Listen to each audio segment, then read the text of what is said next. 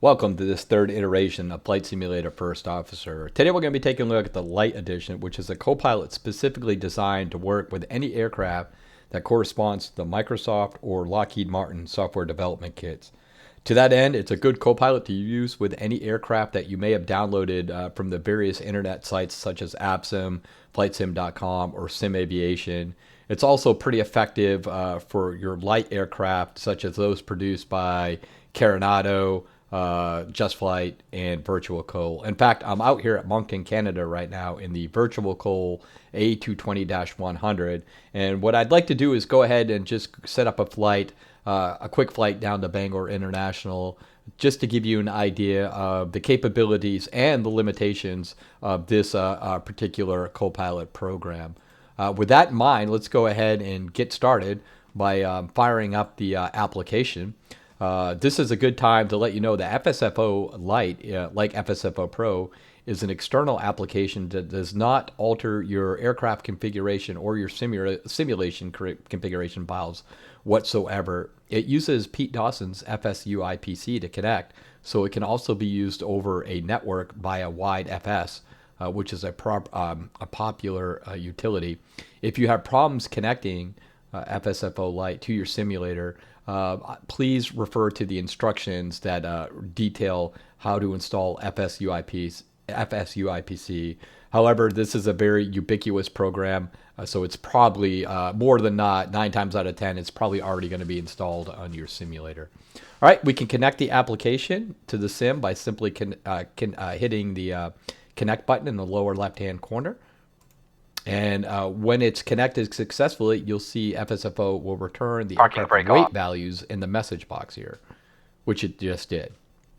All right, the first thing you want to do is just go through the briefing tab to prepare FSFO for the flight, and you can do so by clicking the BRF button right here, which is short for briefing. And you want to import a flight plan just simply by clicking this button and then navigating to any Microsoft or Lockheed Martin generated flight plan, which is easily distinguished and identifiable by a .pln extension. Highlight it and click open. And if it's read successfully, FSFO will return the nautical miles, which in this case is 191 nautical miles to Kilo Bravo Golf Romeo. So just hit OK. Let's go ahead and go through the rest of the settings. Flaps. Takeoff today is going to be flaps 3 in the A220. What this does is it tells the virtual copilot to set the flaps to 3 during the after takeoff, the after start flow. Takeoff thrust and packs are not modeled right now, so I have them in there because I'm considering writing specific methods for specific aircraft. For example, the A220 does have packs. It has the packs buttons, but it's not modeled. You can click the button on or off, but it doesn't affect the operation of the aircraft whatsoever. However, I am considering this for future implementation with future aircraft. Anti-ice, as you can see, it's a pretty clear day out in Moncton, Canada. So anti-ice is going to be set to off. However, if we had this on, the copilot would turn your wing anti-ice and your engine anti-ice to on during the after start flow. SID, nope, we're not going to use the SID today. Today's going to be a vector departure, and it's going to be a departure from runway 29. So setting these values is important because they instruct the copilot on what to do. For example, if you take a look at the configuration screen here, and you take a look at the engage LNAV setting, what that does is if you had a value in here, let's say you had a value of 400, the copilot would engage either the nav mode or the heading select mode when the aircraft reach this above ground altitude. These settings are good for those individuals who don't want to use the speech recognition engine. Again, the alternative to this would simply command the copilot to engage nav mode or engage heading select. But if you don't want to use those, again, you would just put 400 feet here, and the copilot would engage heading select if you have either vectored or no selected. If you had yes selected, the copilot would engage the nav mode because it would assume that you're using some kind of add-on FMS, whether it's Mr. Garrett's FMS, which is again kind of ubiquitous with freeware aircraft out there. Selecting the appropriate departure runway is important because it tells FSFO which heading to input during the pre-flight flow of the phase. If you have managed MCP selected, which we do here, the copilot will go ahead and set your speed based on the V2 value that you enter here.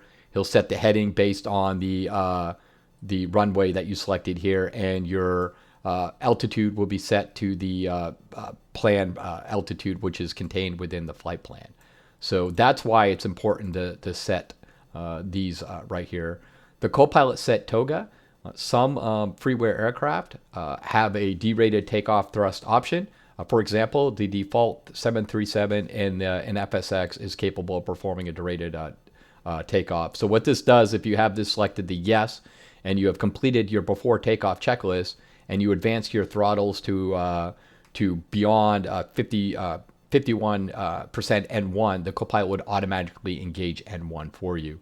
However, in the A220 here, we do not have that derated takeoff option. Okay, so with that in mind, let's go ahead and move over to our B speeds.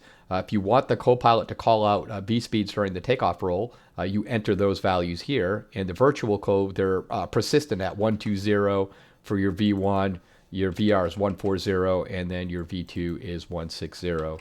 To be clear, Virtualcol does have a gauge where it will read its the V speeds. However, I don't particularly like the voices that are included, so I've disabled that the sound gauge within my panel configuration file because I want FSFO to perform those functions for me.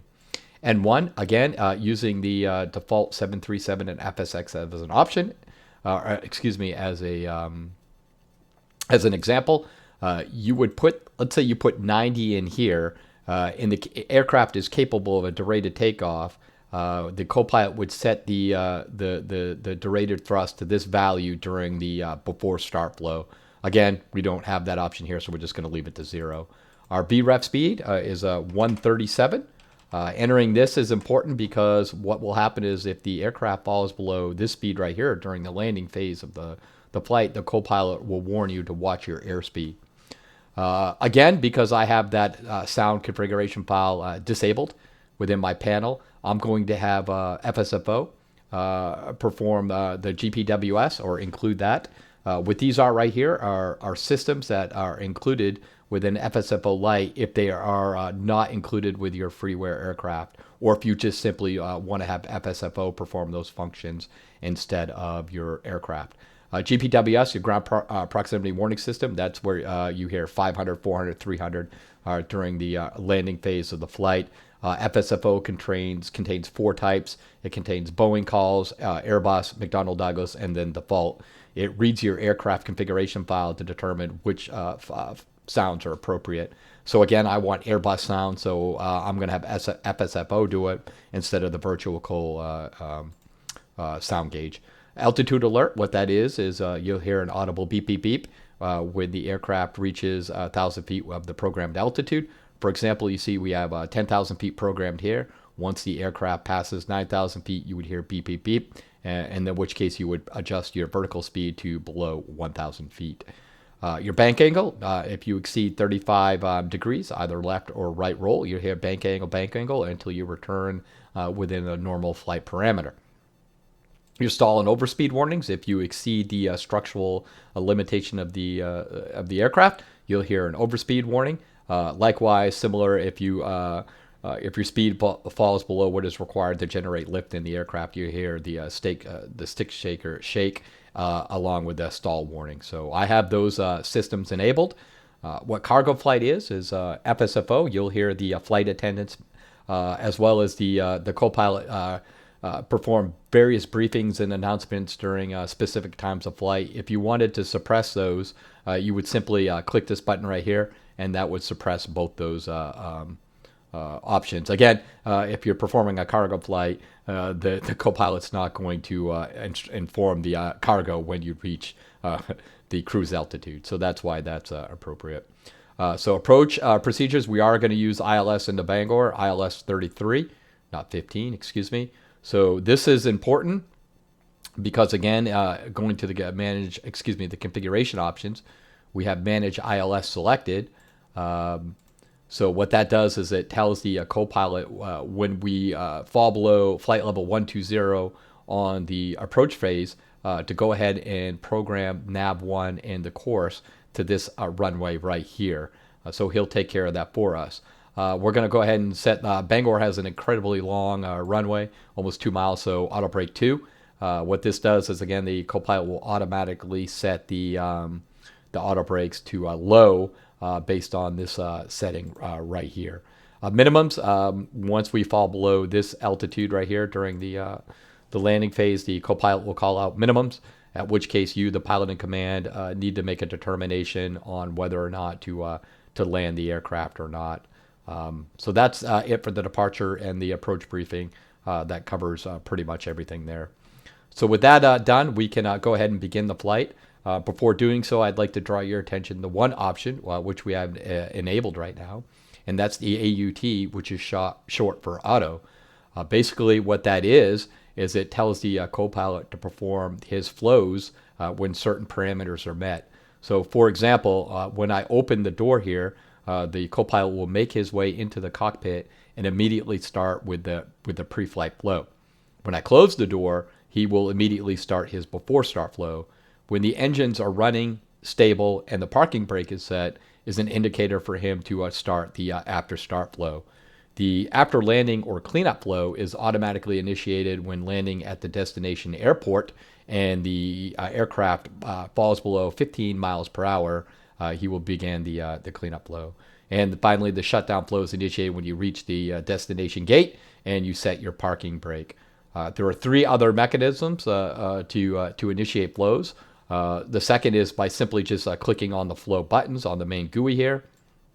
A third is to go on to the add-on options, go down to FSFO flows, and then select your desired flow there.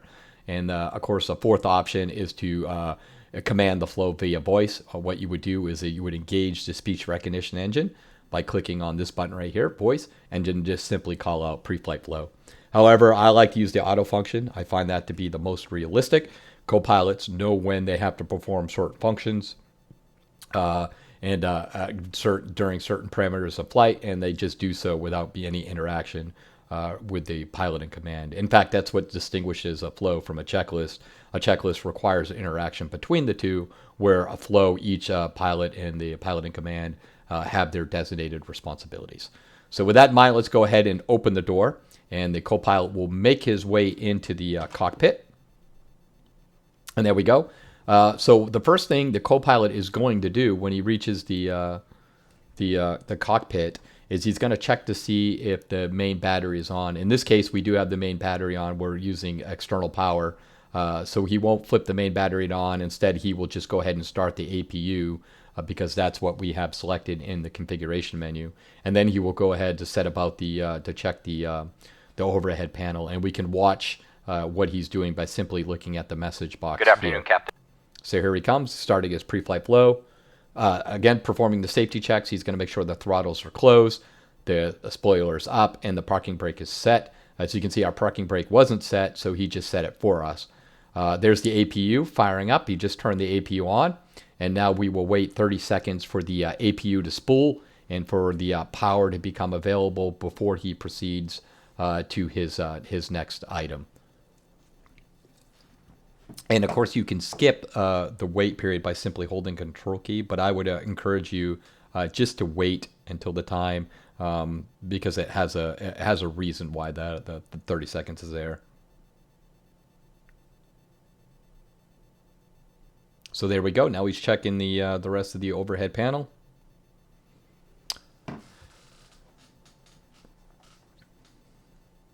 Hydraulic panel. Again, electric and hydraulic, he will set them according to the Microsoft and Lockheed Martin software development kit, but a lot of your freeware and a lot of your light aircraft, such as the one we're flying here, don't really mimic or hydraulic or don't simulate the systems. Like, he'll turn the hydraulics on or off, and it will have no bearing on your ability to move your ailerons and your rudder and things of that nature. Heading out for my checks. So as you can see, the copilot just went ahead and set our indicated airspeed based on the runway that we had selected. One limitation I wanted to bring to your attention is he was unable to set the altitude. This should be set to flight level 200. But however, with the Virtualcol and Carenado too, they use their own coding that falls outside of SDK, outside of the SDK to program the altitude. So it's a limitation of FSFO Lite for Virtualcol and Carenado aircraft. What I'm probably going to do is I'm probably going to write a method to go ahead and include the ability to set Carenado and Virtualcol's altitude. Again, this isn't for all Virtualcol aircraft, just for their newer ones. You can still, like if you use some of their older products, it will set the altitude, no problem. All right, so the copilot went ahead and, as you can see, set your external lights. You turned your nav lights on. Let's go ahead and look at the overhead panel just to make sure it's set. Again, this is a light aircraft, so while these buttons may turn on or off, they really have no bearing on the operation of the aircraft. They just allow you to kind of go through and mimic operations. So we have the APU on, so we can turn the external power off.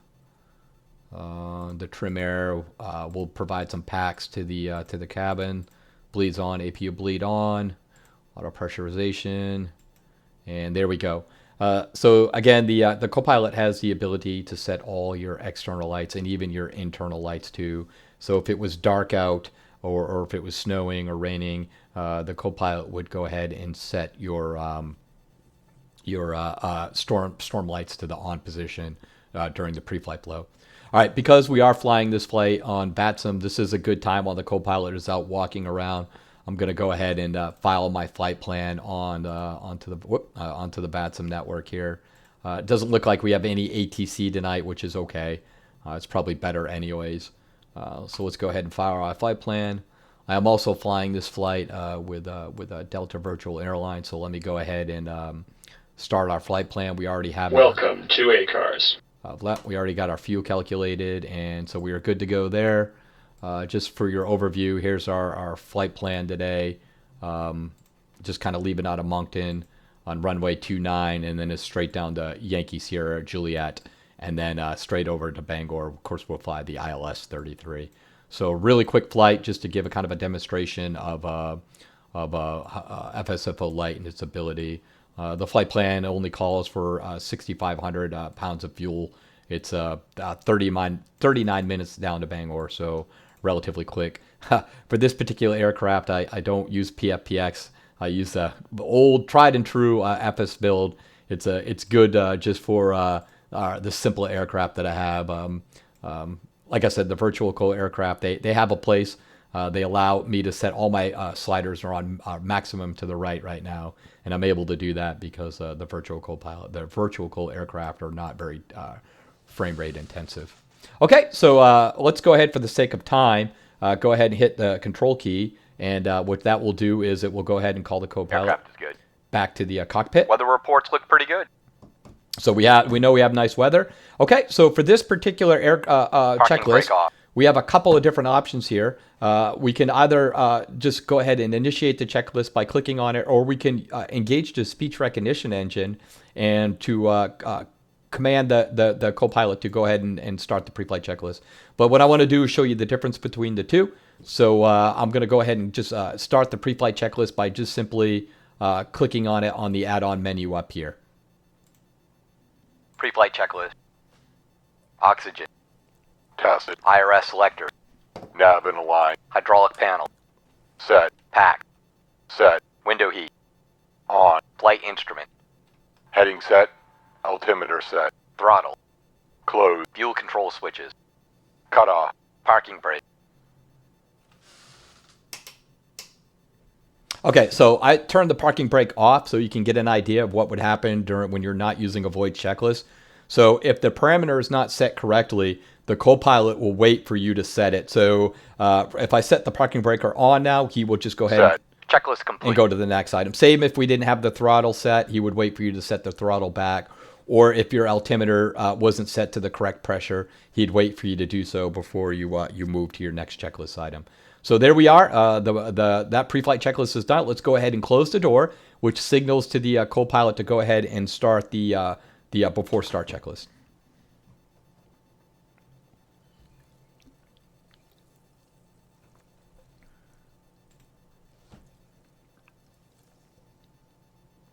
Setting the external light, so the beacon light's on.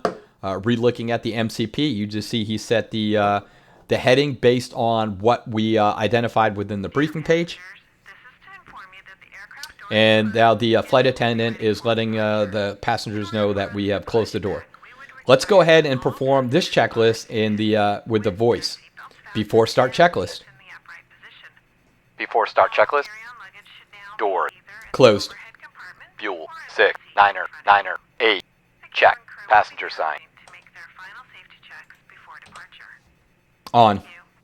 MCP. V2. 1. 6. 0. Heading. 2. 8. 7. Altitude. 2. 0. 0. 0. 0. Check. Takeoff thrust. Set. Takeoff speed. V1. 1. 2. 0. VR. 1. 4. 0. V2. 1. 6. 0. Check. CDU pre-flight. Completed. Taxi and takeoff briefing. Completed. Beacon light. On. Checklist complete. Unicom. Set. So there we go. So that's another checklist item. I can command him the Unicom to set it to 122.8, which is the VATSIM frequency for when there's no air traffic controller on file. So let's go ahead and just set our transponder to 2200, and we're ready to go. So what I'll do is I'll use the voice to command the copilot to go ahead and start our engines. Unfortunately, let's go ahead and take a look to see where we're at here as far as yeah, we'll just okay. Looks like I can't remember within Virtualcol if that's set there or if that's a part of the airport. So let's go ahead and back up. Off. Unfortunately, I parked at an inappropriate gate. You'll have to excuse me. So what we'll do is we'll back up here just a little bit, and then I'll command the... in fact, we can do it right now. Excuse me for not having it set up properly. Let's go ahead and switch over to the primary, which gives us our engine data. Start engines. Starting engine 2. Here we go.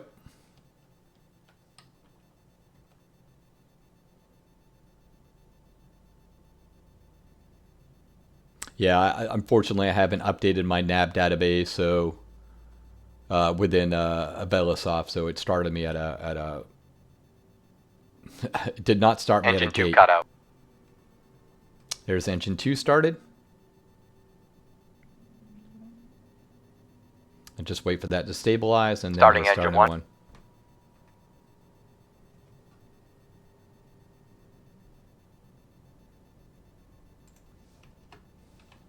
Let's make sure we're backing up. Whoop, that's probably good enough.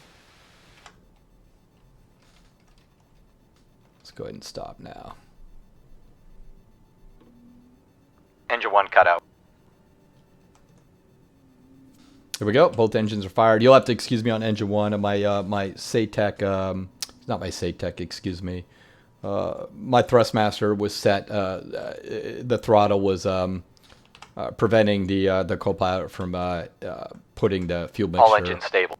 There we go. All engines stable. So now he'll automatically start the after start flow. So pitot heat going on.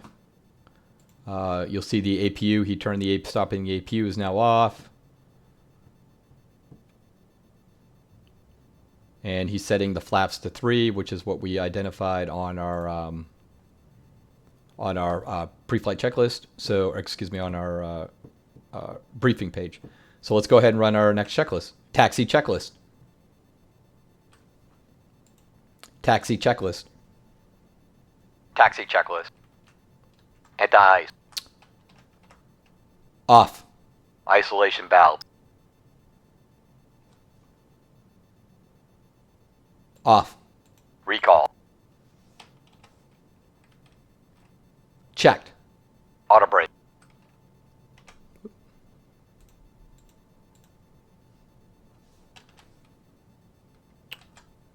Rejected takeoff. Set. Trim. Set. Flight control. Okay, so for the flight controls, what you have to do is you have to move it full left, full right, and then full up, full down. So here we go. Full left. Full right. Full back. Full forward. Check. Ground equipment. Cleared. Checklist complete. Okay, so there we go. What I'm going to do now is I'm going to move FSFO over to the other menu. And what we're going to do is just make literally a left turn here, and then the runway is right there on runway 29. So let's go ahead and Parking taxi brake out. off. And I have my sound turned down low just so I don't have to talk over the simulator.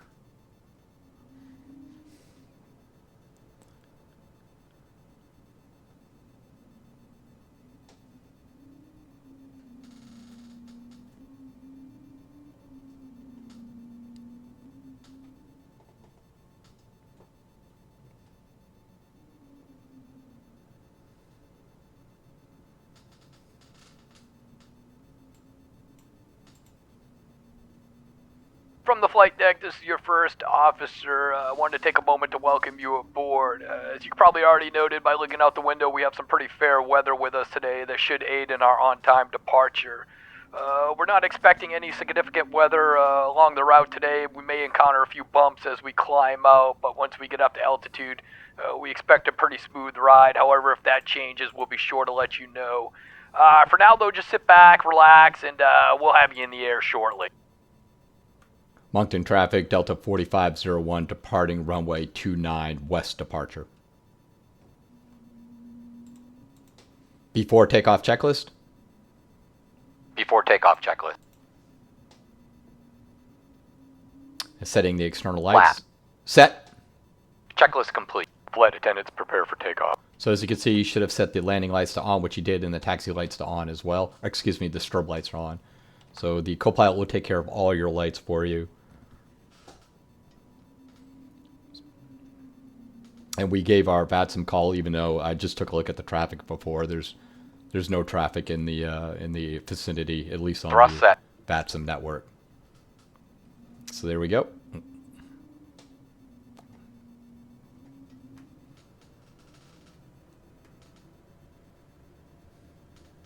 Speed alive. Checked.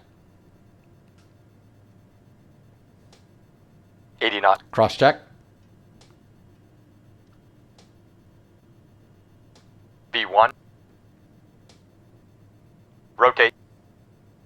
V2. Positive rate. Gear up. Landing gear up.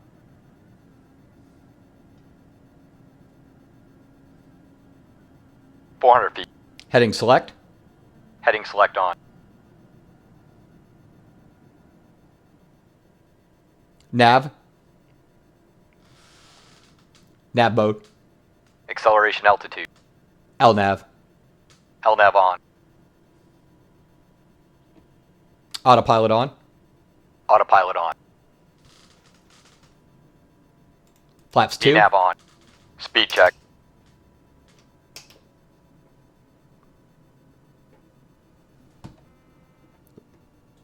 Flaps up.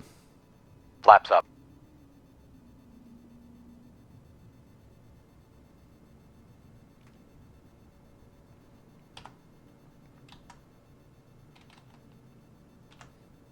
After takeoff checklist. After takeoff checklist. Landing gear. Up. Flaps. Up. Checklist complete. Set speed. 240. Speed. 240.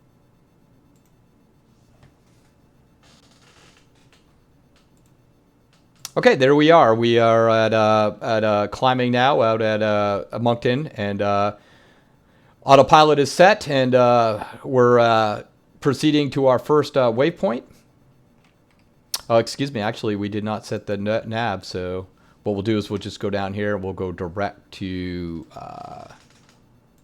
If we look at the flight plan, and then we go direct to YGN. There we go. Then we'll take the turn there. All right, we performed our after takeoff low, and we're climbing out at about 2,000 feet. We'll do that until about 10,000. Then we'll reduce speed, and then we'll accelerate and reduce our climb rate to around 1,500 feet up to our flight level of 200 this afternoon. Again, weather is supposed to be clear all the way to Bangor. We took a look at the weather charts, and it looks like a reasonably good night. Again, so there we go. Looks like some anti-ice on. You can see we just turned our anti-ice on. You can do that also. That's one of the various voice commands. While we're climbing, the checklist included within FSFO basically contains two checklists. And it contains two checklists for simplicity. I don't want users to have to spend hours creating profiles for each aircraft. So basically, there's a turbojet and a turboprop checklist that's included. The turbojet's based on Boeing, but it can be used with any of your freeware fleet. As you can see, we're using it with the Airbus A220, and it's quite capable of performing, ensuring that you have a safe flight and ensure everything's all set. The checklists are included in the manual. They're at the back of the manual if you wanted to go ahead and take a look at it. Somewhere down the line, again, I may do a custom checklist for aircraft. Also, here's the various voice commands. You just heard us command anti-ice to on, anti-ice to off. You can also, you heard us command Unicon. LNAV sets the nav mode. I accidentally said nav, but it has to be either lateral navigation or LNAV. So here's all the various commands that you can use. I do want to draw your attention to the flaps when you set the flap. So here's how the flaps work. Because FSFO Lite can't possibly know all the different flaps configuration of every aircraft it's going to use, I had to come up with a simplistic way to handle the flaps. So basically, how the flaps work, you heard me call flaps 2. If the flaps is less than the current flap setting, then it will retract it. If you call for a higher flap setting, then he will increase the flaps. However, he cannot retract 2 flap settings or extend 2 flap settings. It's always going to be the next increment, if that makes sense. Passing 10,000 feet. So we're there. 10,000 feet past, you turn the taxi lights off and the landing lights off. So getting back to that, on the takeoff, we called flaps 2, and then he retracted it to flaps 2 because of we had it set to flaps 3. And then we called flaps up. If you can always call flaps up or flaps full, and it will be able to perform those functions. But that is a limitation of FSFO Lite that I wanted you to be aware of.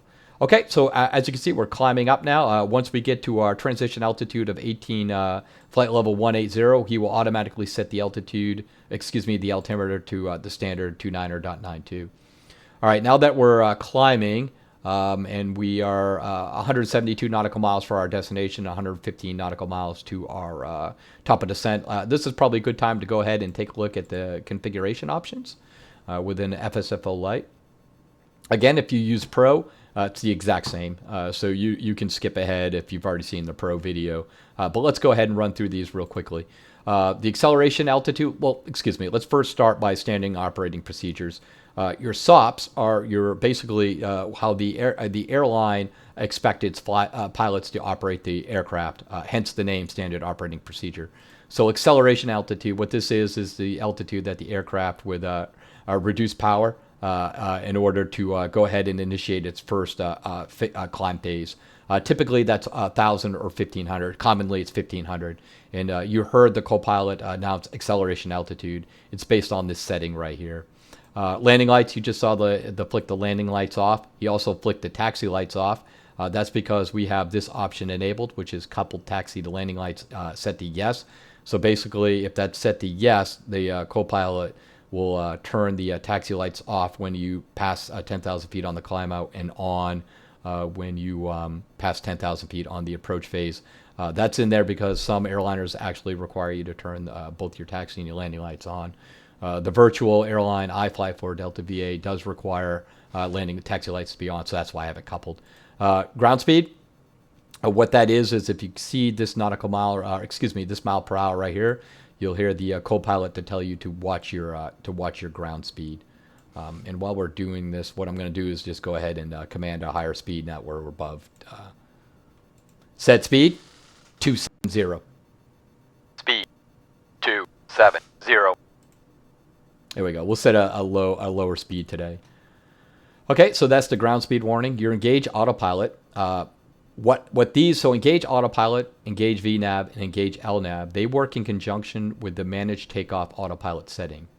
So if you had this selected here, you would then input values into these parameters right here. So for example, if I had 1600 in here and this was checked, the copilot would automatically engage the master autopilot without the pilot giving him a command to do so. For the VNAV, he would engage the altitude hold with whatever value you have entered here. And for LNAV, it's based on the briefing screen that we looked at earlier. If you had vectored as your SID, he would engage the heading select. If you had a SID set to yes, he would engage nav. It's based on this right here. So let's say you had this selected the yes, and you only wanted the copilot to engage the autopilot, but you wanted to handle these two settings yourself. You would just keep zeros in here, and then you put whatever value you want in here. That gives you the greatest amount of flexibility. Again, you don't need the speech recognition engine for FSFO Lite to work how you want. Similarly to the takeoff, the managed landing autopilot is coupled to these two settings right here. So this is the altitude that you desire the copilot to disconnect the auto throttle at. So let's say, for example, you had 600 feet there. Once passing through 600 feet, he turned the auto throttle off. The same goes for the autopilot, the master autopilot. If you had 500 feet there, he would turn the autopilot off at 500 feet. Again, these work in conjunction with these two settings right here. That gives you the greatest amount of flexibility to ensure if you've only wanted one, two, or all of these features enabled or disabled. Gear extension. Altitude. There goes the copilot. He just set the transition altitude to standard to 9.92. Okay, gear extension. So if you put a value in here, let's say you put 1500, the copilot would automatically extend the landing gear once they extend it to 1500. The hydraulic system pre-flight flow, basically that's standard. It has three options: standard, on, or off. Standard is to configure them to the Boeing recommended configuration. On would be to turn to energize all your hydraulic system during the pre-flight flow, and then off is to put all your hydraulics to off during the pre-flight flow as well. Again, most freeware aircraft and light aircraft do not model hydraulic systems, so this is kind of an irrelevant setting. Although FSFO does set them according to the software development kits offered by Microsoft and Lockheed Martin. So transponder option, this is valuable for those individuals who fly on the VATSIM network. As you can see, my transponder mode was set to C during my after start flow because I had this option set right here. From the flight deck, this is your first officer. We've reached our cruising altitude, and as anticipated, the air is pretty smooth, so we're going to go ahead and flip off that seatbelt sign. However, if you do not need to get up and move about the cabin, please stay seated with that seatbelt fastened. As you all know, turbulence is unpredictable and can occur at any moment. In the meantime, sit back, relax, and we'll talk to you when we get a little closer to our destination. Okay, there's the reached cruise altitude from the flight deck there. So transponder option again after start, it's basically sets your VPilot to mode C automatically, which is important for flying on the VATSIM network. If you had it set to takeoff, he would set it to mode C during the takeoff phase of flight. But generally, if you're flying on VATSIM, it has to be done on the after start, so the controllers can see where you're at on the airfield. If you don't fly on the VATSIM network, though, that's a redundant option for you. It's not necessary. After start, a couple taxi to landing lights. We've been over that. Start at power source APU. Again, this is a kind of a unnecessary tool. If your aircraft has a APU, you could set it to GPU here. Ground power unit. Some of the Carenado aircraft have the GPUs. What would happen during the pre-flight flow is the FSFO would give you a message to tell you to go ahead and configure the GPU vice the APU if your particular model you're using has that option. However, I just have it set to APU because I want the copilot to go ahead and start the APU, for me during the pre-flight. Perform a test when aircraft not powered. That's a useless feature right now. However, I left it in there because I may add some more capabilities to FSFO Lite. Essentially, what this is when the aircraft is first used for the first flight of the day, there are certain system tests that need to be performed, such as your TCAS, your cargo fire, certain like that. I may add those down the line, which is why I left it. But for now, it's a useless option. So manage MCP. What that is, you saw the copilot went ahead and set our indicated airspeed, our heading, and our altitude. That's because we have managed MCP selected. However, if you wanted to mimic real life operations, you would leave that deselected. Typically, setting the autopilot and the radios is the responsibility of the piloted command. So that's what those are. Manage auto brakes. So manage auto brakes, if you're familiar with some of the default aircraft in FSX or P3D for that matter, is the auto brake system when you land at the destination airport. If you use the auto brake, the aircraft will come to a complete stop before the auto brake disengages, which is completely unrealistic. So this overcomes that by once the aircraft falls below 50 miles per hour at the destination airport, it will set the auto brakes to off for you, so you don't have to come to a complete stop on the runway. Similarly, when you take off, you'll notice sometimes your auto brakes are you'll see the brake in the lower left-hand corner. The copilot will automatically set your auto brakes to off during the takeoff phase of flight as well. Manage ILS. So since we selected our destination airport or our desired airport, the copilot will go ahead and set the tune nav1 frequency to that proper ILS so we can conduct an ILS landing as well as your core setting. Managed barometer, we've seen that. The altimeter was set to standard once we got above 292, and then once we go below the transition altitude, you'll see the copilot set the altimeters to the appropriate pressure altitude. He will also check it again at 5,000 feet to make sure it corresponds to the destination airport. Manage internal lights. Again, during the pre-flight flow, if it's dark out or if it's storming out, the copilot will go ahead and turn your storm lights on. So you can see in the cockpit, he will turn them off during the after start flow, and he will turn them on again during the shutdown flow. External lights, again, the copilot has the capability to manage all your external lights to make sure they correspond to the correct phase of flight, which you have seen that in action here. Manage takeoff gear. If you have this selected, the copilot would just go ahead and automatically raise the gear when it detected a positive rate of flight. Again, that's if you don't want to use the speech recognition, just to give you the most flexibility. The managed landing gear works in conjunction with the gear extension altitude. So if this was selected and an altitude was set in here, the copilot would go ahead and extend the landing gear during the approach phase of flight.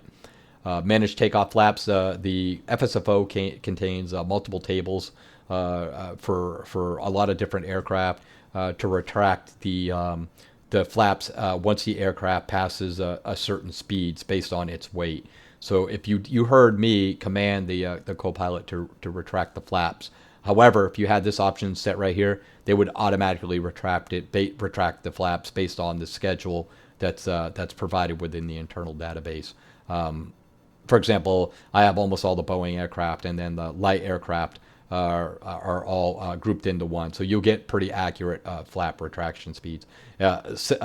Likewise, for landing flaps, the copilot will also extend the flaps at the appropriate phase of flight. For your managed extending flaps, they will not start extending the flaps until the aircraft is below 12,000 feet and you have descent checklist engaged. That's to prevent just from unwanted flap extension speeds or flap extension actions. So we've been over these two settings. Next is the call engine start.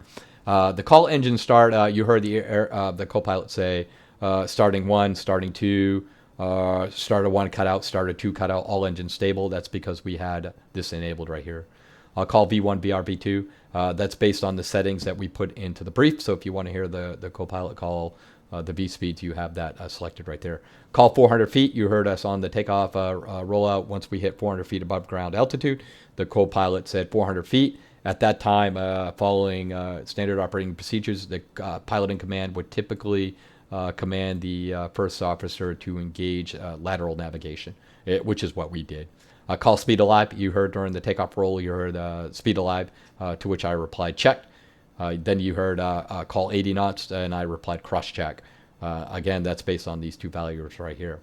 When we land at Bangor, you'll hear the co-pilot call out 100, 80, 60, and that's because this option right here selected. Call numbers, if you recall during the pre-flight flow, excuse me, not the pre-flight flow, the before start checklist, the co-pilot went ahead and read these numbers back to us. He also read the fuel quantity back to us. If I order him to set the heading to a certain value, the speed to a certain value, he will read those numbers back to us too. That's based on this value right here. If you did want to hear the numbers read back to you, you would simply deselect that, and instead of responding with the value, he would just simply say set or check. Copilot walk around, if you recall during the pre-flight checklist, or excuse me, the pre-flight flow, the co-pilot, once he was done configuring his duties, he started to perform a walk around on the aircraft. I have that selected because I typically, that's a good time to go ahead and just take a look at the departure briefing, to communicate with the BATSIM controllers, and just to do all the normal paperwork that you'd have to do. So Copilot monitors systems. You heard the Copilot read back when the heading select was engaged. You heard him say speed check when the flaps were set to a different setting. That's based on this value right here. If you did want to hear the Copilot call back those systems, you would just deselect that. Copilot pre-flight time.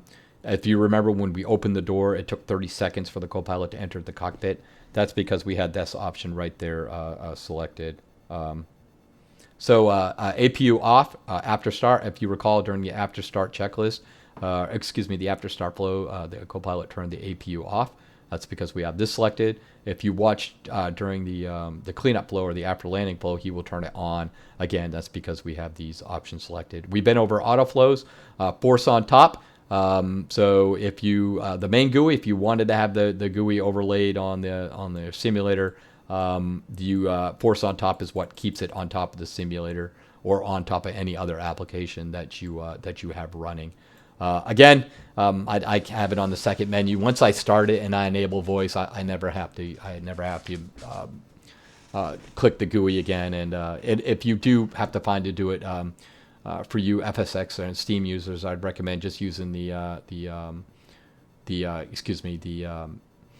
let me see if I can find it real quick here. The add to FS menu option. What that does is it adds what we looked at earlier today. It adds the flows and checklist. It puts them in your menu. That way you never have to lose focus on your simulator and to lose sound. I know that's an immersion killer. At least it was back for me in the day when I used FSX Steam Edition. So that's why that's in there, so you don't have to leave the confines of your simulator to access FSFO. Okay, so working down, we have force on top, in-game messages. If you wanted to see the messages that appear within the main GUI run across your screen, you would enable that. I find that to be an immersion killer, so I do not have that selected. Voice auto on off. What that is once you reach cruise altitude, your speech recognition would automatically be disabled, and it would be re-enabled once you reach your top of descent. That's a good feature for those of you who fly long haul flights and you just kind of walk away. You don't want FSFO to interpret any commands that you did not intend while you're cruising through the Atlantic Ocean at night while you're in bed. Flight deck messages. You've heard the Copilot just inform the PAX that we've reached cruised altitude. You also heard him welcome the Copilot, the passengers during the taxi phase of flight, and you'll hear him once again welcome the passengers once we reach the destination airport. That's based on this setting right here. If you did want to hear the flight deck messages, just deselect this. You've heard several flight attendant messages, and you'll hear several more throughout the flight. That's based on this setting. If you don't want to hear the flight attendants, just deselect. The rudder flight control test, what that is if you recall during the after start flow, we performed a flight control test. We moved our yoke full left, full right, full up, full down. The side stick. We're in an Airbus. If you wanted to include the rudder in on that test, you would select that option right there, in which case you would have to move the rudder full left, full right. I know several users, though, don't have rudders. So I put that option in there, so you wouldn't have to deal with it.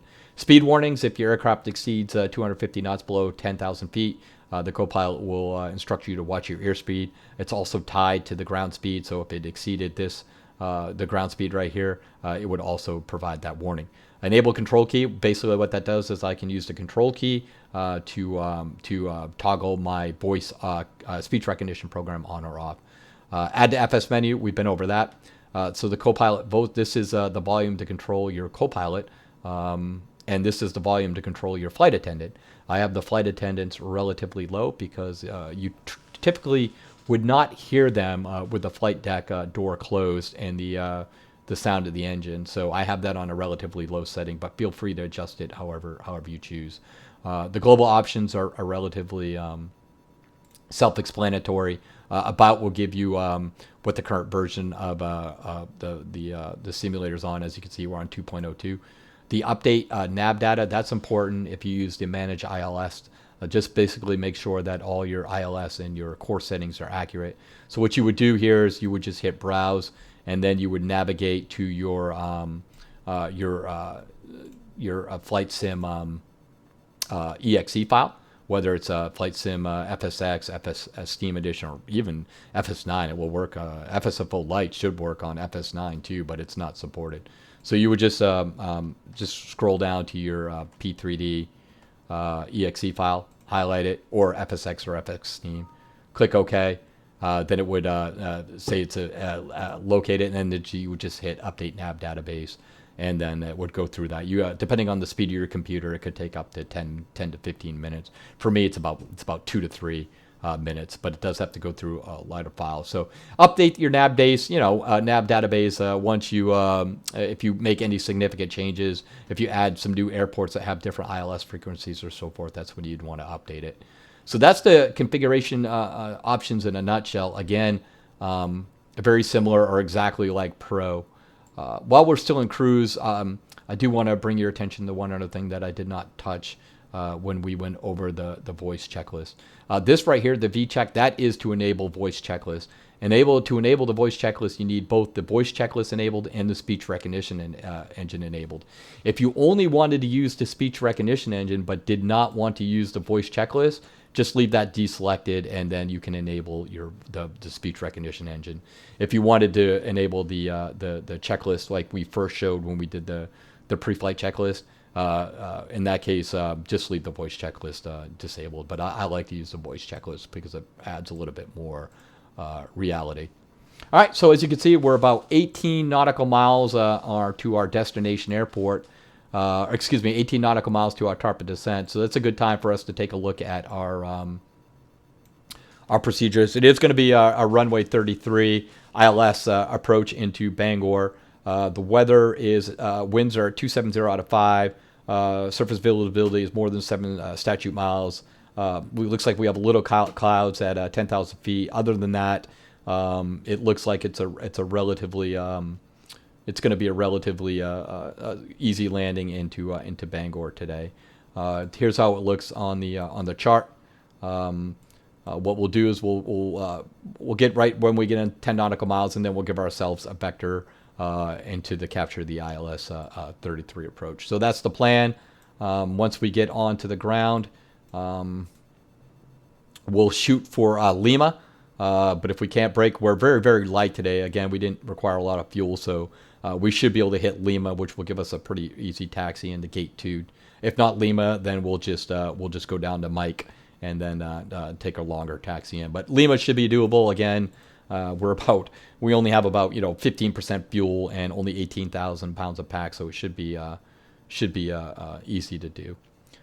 So with that in mind, we're just about at our top of descent. I was going to pause it, but since we're close, I'll just keep it running, and I just pontificate for a little bit until we get to the next phase of the flight.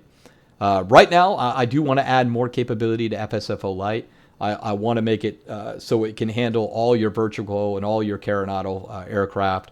Right now, I'm working on the TFDI 717. Approaching top of descent.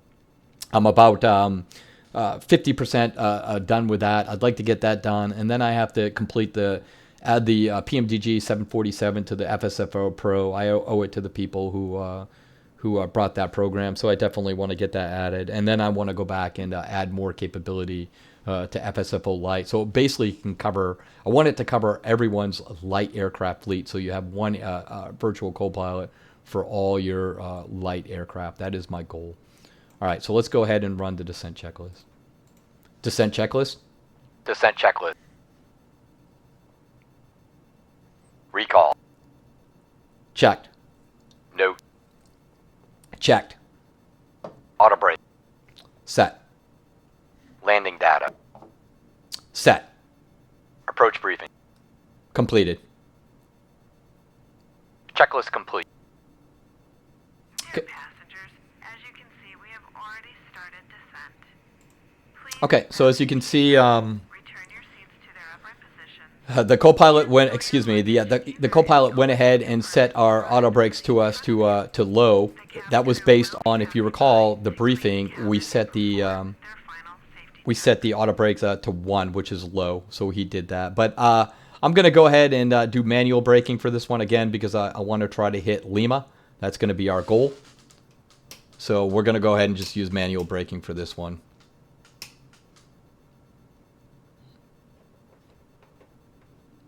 And we can start coming down now.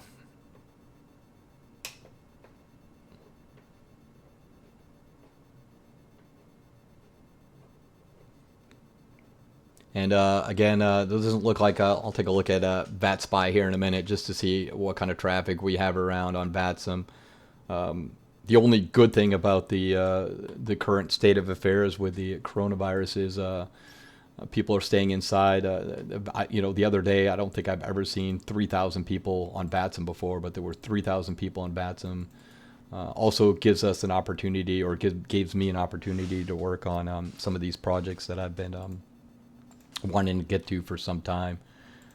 So I hope to complete a lot of the programming or the coding I've wanted to do. Yeah, there's no other flights around at this time. There's one other person. So it's still 600 people, which is more than there typically is on a Monday night at 1:33 on the East Coast. So once we get below flight level 180, it will reset the altimeters to the standard pressure on the outside.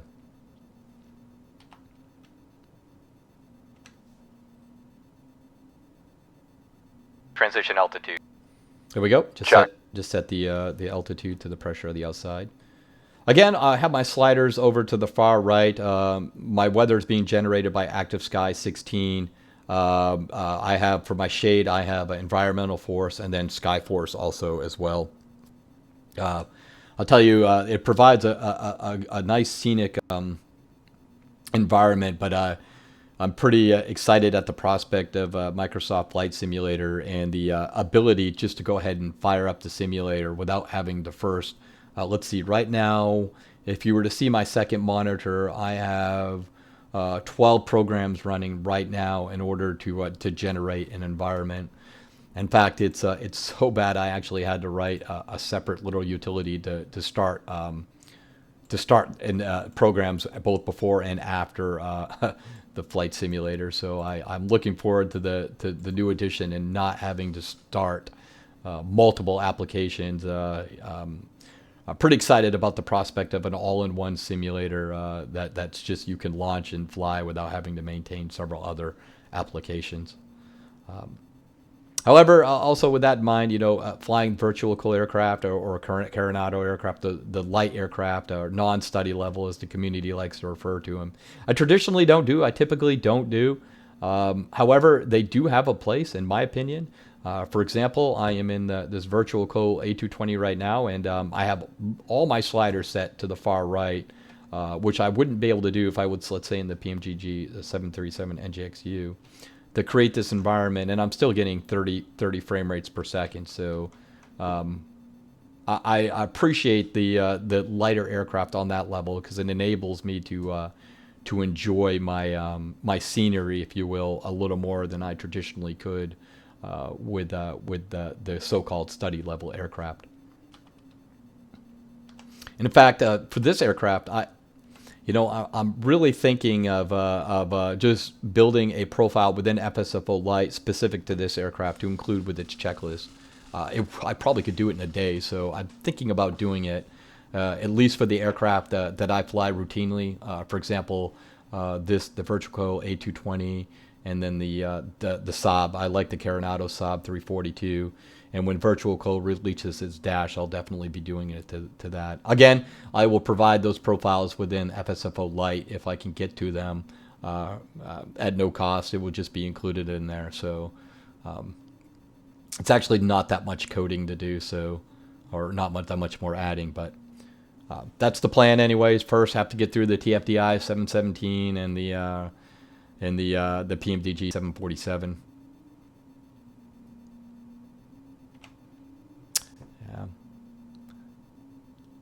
Another thing within Flight Simulator, it's funny, just the other day I flew this route, and it was before April 1st, so obviously before April 1st, Flight Simulator determined it was still, winter, so this was all snow. Now it's April, so now it thawed. It'll be interesting to see if the new simulator is able to codify like weather data from the previous days or that day, and kind of to depict the landscape based on what the weather was like for the previous week. That would be pretty cool, if you will, simulation. ILS set. So there we go. We just fell below 12,000 feet, and you saw, because we have managed ILS, that the copilot set our ILS and our course frequency for us. Set speed 240. Oh, I have to turn on the speech recognition engine. There we go. Set speed 240. Speed 240. Let me turn it off so we don't hear of any mistakes. So let's begin to slow our speed down. We are now 29 nautical miles from Bangor International.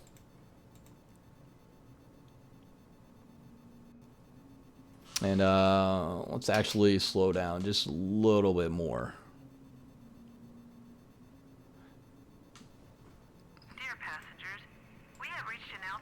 Set heading 210. Heading 210. Heading select. Heading select on. All right, I'm going to switch our nav source now over to VOR, so we can intercept the ILS as we vector ourselves to. Speed brake arm. Yep, the copilot will automatically arm your speed brake for you as well. Passing 10,000 feet. So there goes the landing, and the taxi lights on. Again, the taxi lights were on, put on because we had that couple taxi light to landing lights option set. So we're clear now down to 3,000 feet.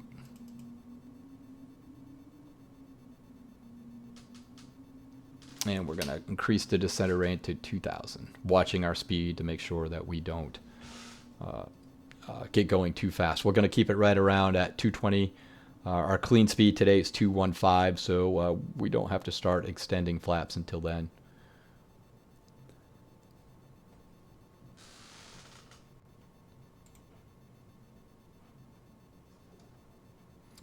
Set heading 180. Heading 180.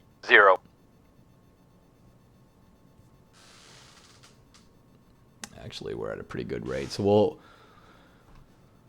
we'll go. Let me turn the speech recognition engine off so I don't have any miss commands here. So what we'll do is we'll just head out on a course of 180, then we'll turn into to 240, and then we'll head on a course of probably 260 for an intercept of the ILS 33. At least that's the plan. And we can really start slowing down now.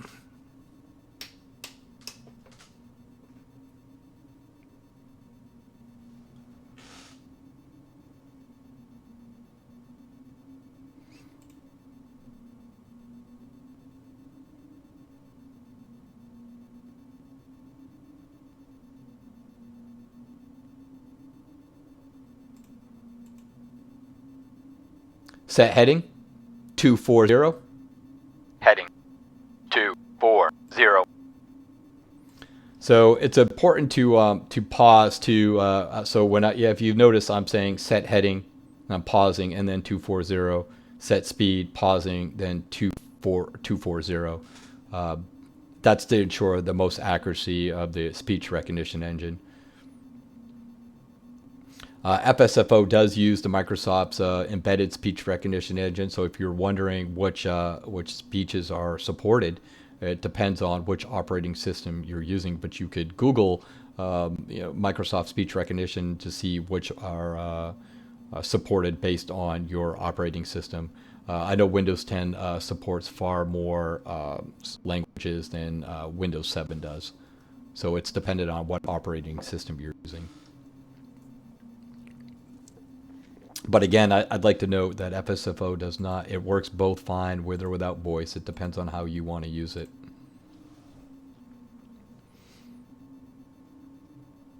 Okay, we are coming up on our initial fix here into Bangor.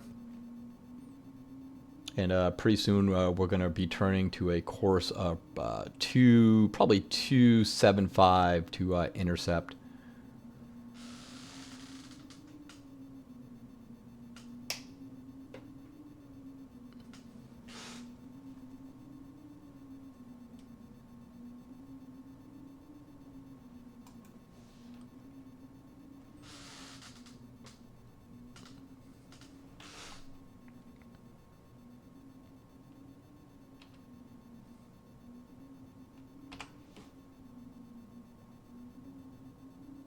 I'm curious what you think about the light aircraft. So leave a comment below on what if you use light aircraft or if you specifically fly the so-called study level aircraft. I always like to know what people do, just so you can provide the best support possible.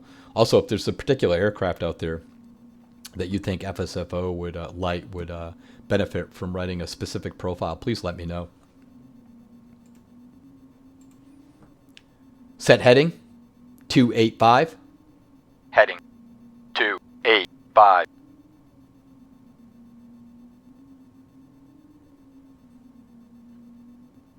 Approach mode. Approach hold on. All right, so there we are. We have the Glide slope alive. The glide slope just came alive, as you can see. The copilot announced it, and we are on a vector now to intercept it. We'll probably make one more turn here in a minute.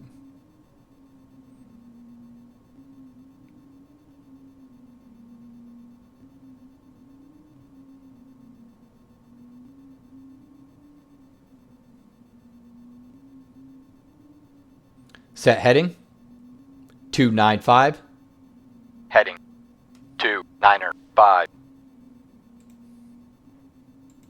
Again, you hear the copilot's reading back the numbers because we have that option selected as call numbers. Again, if you just wanted them to say set or check, you could have that option set.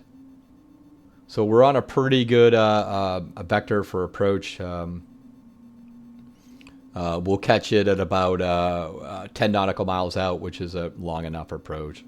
Again, Bangor has a really long, almost a 2-mile runway, so plenty of room for error here.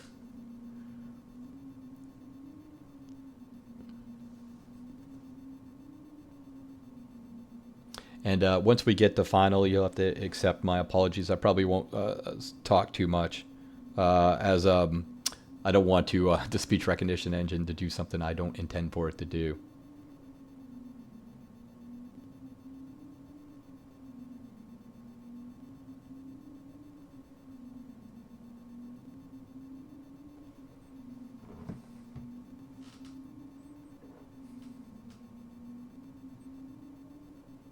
All right, we'll probably make one more turn here.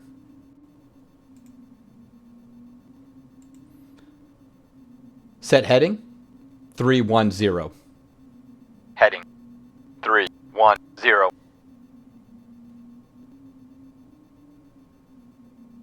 And we'll bring the altitude down to 2300, which is the initial fix, or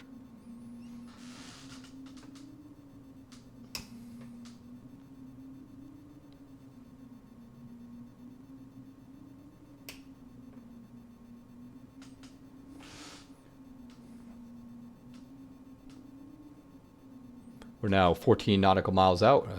Soon we'll begin to decrease our speed.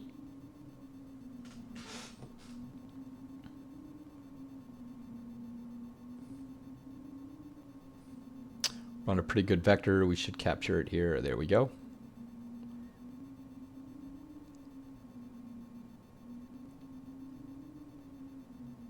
Just captured the glide slope. Excuse me, the localizer. Now let's align our heading. Set heading 332. Heading 332. Set speed 180. Speed 180. Flaps 1. Speed check.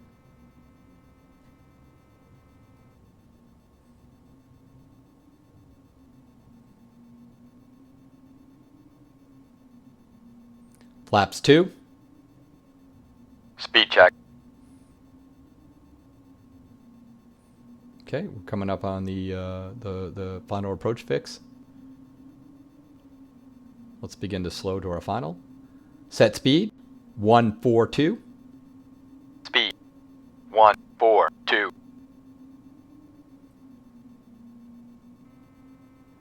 Gear down. Landing gear down. Flaps 3. Speed check. Flaps full. Flaps full. Landing checklist. Landing checklist. Speed brake. Armed. Landing gear. Down. Flaps. Set. Checklist complete. Flight attendants prepare for landing. Okay, we're in a good configuration to land now. We're tracking. We have intercepted the localizer and the glide slope, and we're on a final approach now. 7-mile final to Bangor International.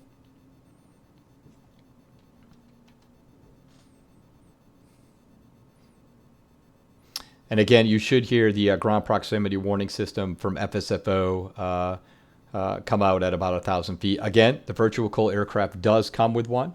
It works. I've used it. I would just prefer to get mine from FSFO.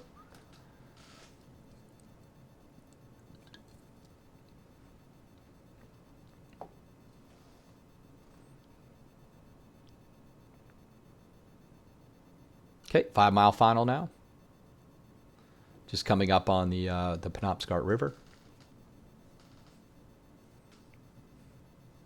And we'll probably disengage the autopilot at around 600 feet and then manually land it from there.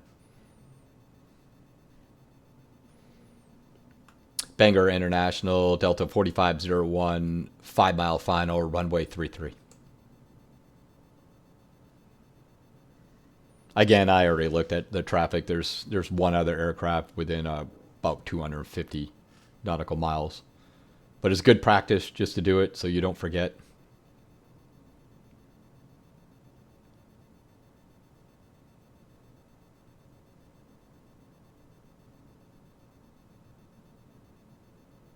$1,000.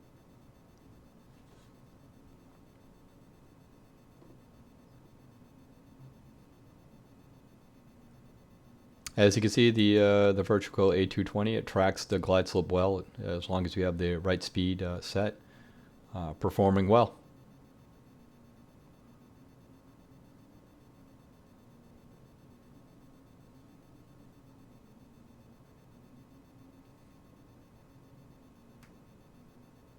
Let's go ahead and take it from here. We'll turn the auto throttle off and Autopilot off. disconnect the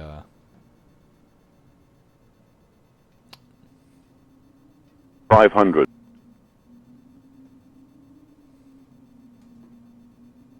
400. 300. little right rudder. Minimum. Continue. 200. We'll stabilize it now. We'll 100.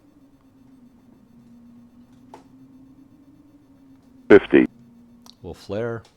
40, 30, 20, Right on the Green mark. brake out. Reverse thrust. 100 knot. Reverse idle. 80 knot. 60 knot. And we should be able to hit L, no problem. As intended.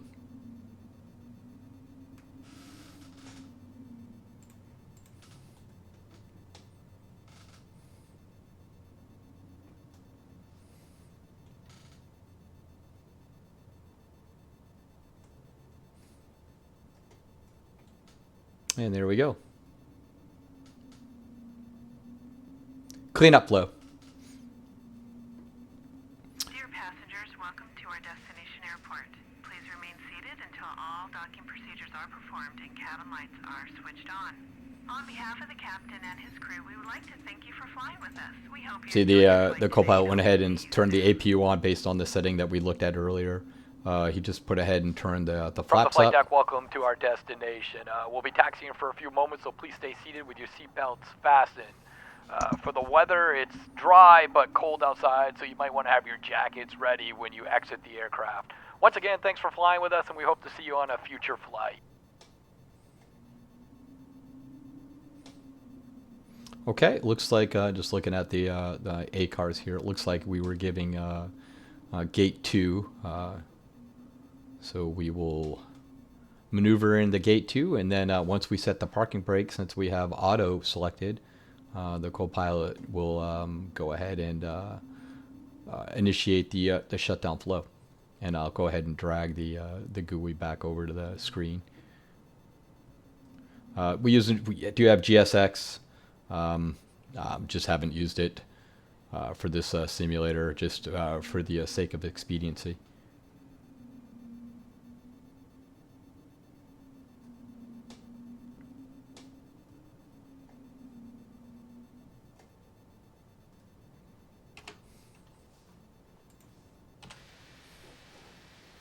Whoop, that was a little dramatic.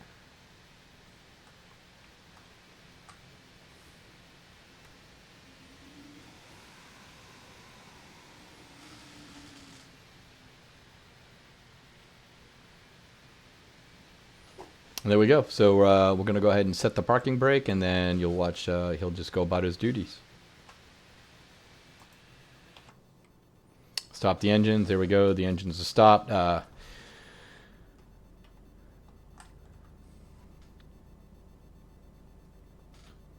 And that's it. That's FSFO Lite in a nutshell. I hope you enjoyed the video. If there's any questions, please let me know. If you have any requests or any ways that I could make this better, I'm always willing to listen, and that's the ultimate goal, to continue to improve that.